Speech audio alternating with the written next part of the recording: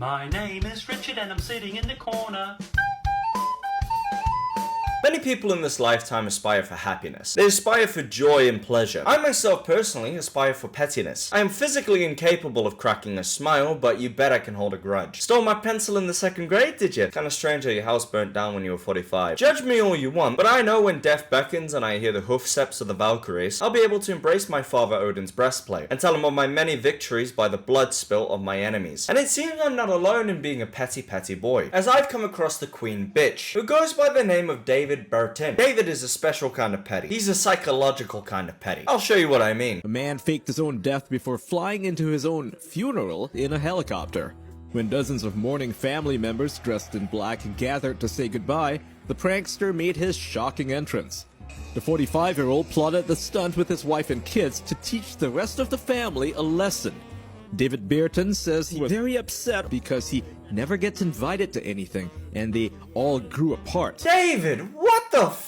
I mean, I'm all about slashing someone's tires if they've wronged you, but to go through the mental exercise of not only faking your death, but then making a grandiose entrance via helicopter, just because your family didn't invite you any places is next level. I feel like he's missing a cog in this machine, right? Because I, as an outsider looking in, can quite easily understand why the family doesn't invite this extra hoe. To go to the length of faking your own death just so people miss you more is already unhinged, but then to hire a private helicopter? Yay is a drama queen. I'm gonna shoot straight with you, dude. You think you're teaching your family a lesson, you're just teaching them you're a dick. The only lesson I would learn as a family member that you dragged out to this event is there's a reason we all hate David. How condescending and arrogant. A simple text message about how you feel hurt would suffice. Making me drive miles out of my own way to attend your funeral would fill me with rage. Dude, just being one of these people on the floor as this helicopter's descending, there with my chocolate grubby Belgian hands, because him and his family are all Belgian, by the way, and I look up from my cheese fondue covered fingers to see discount Ragnar Lothbrok from Wish with his goddamn grin staring down at me, I'd be so angry. Hello family, it is me, David. Yes, David, we know who you are. Me and Gunther and Umpi and Rutrid, we all faked my death to teach you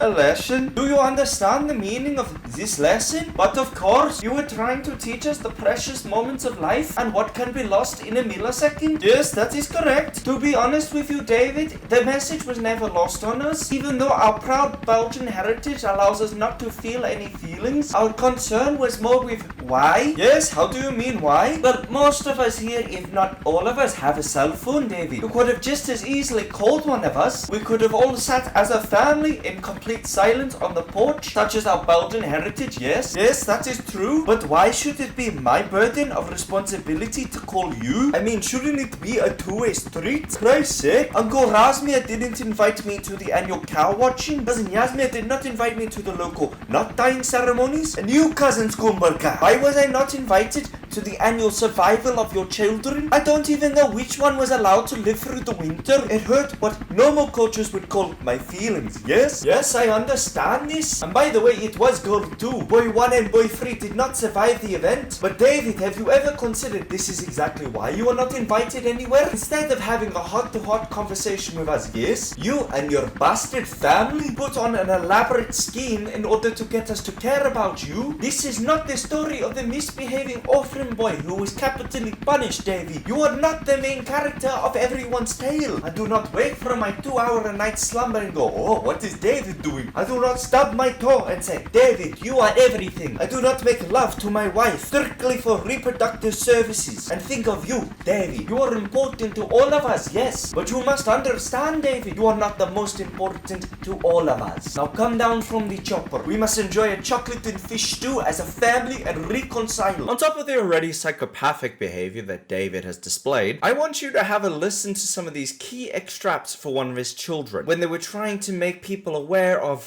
David's death. This is what he instructed one of his children to write. Rest in peace, Daddy. I will never stop thinking about you. Why is life so unfair? Why you? You were going to be a grandfather and you still had your whole life ahead of you. I love you, we love you, and we will never forget you. A stern reminder, he instructed his family members to write this. My oak is unhinged unhinged. Ah, David.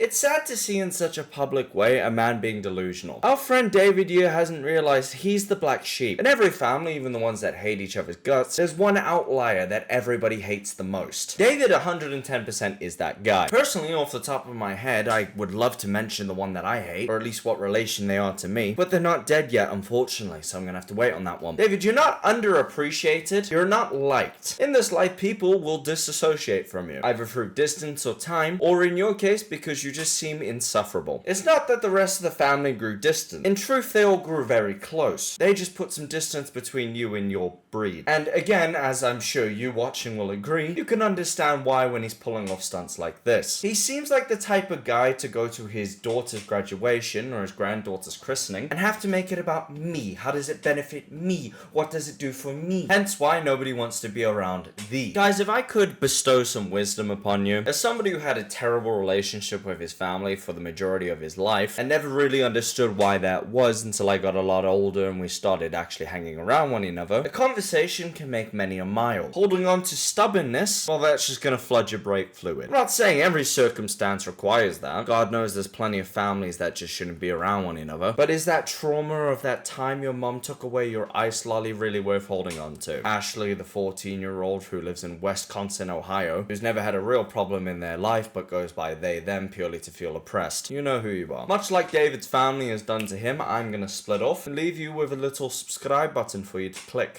I'm tired as hell, I'm going to bed, and I'll see you later. Bye bye.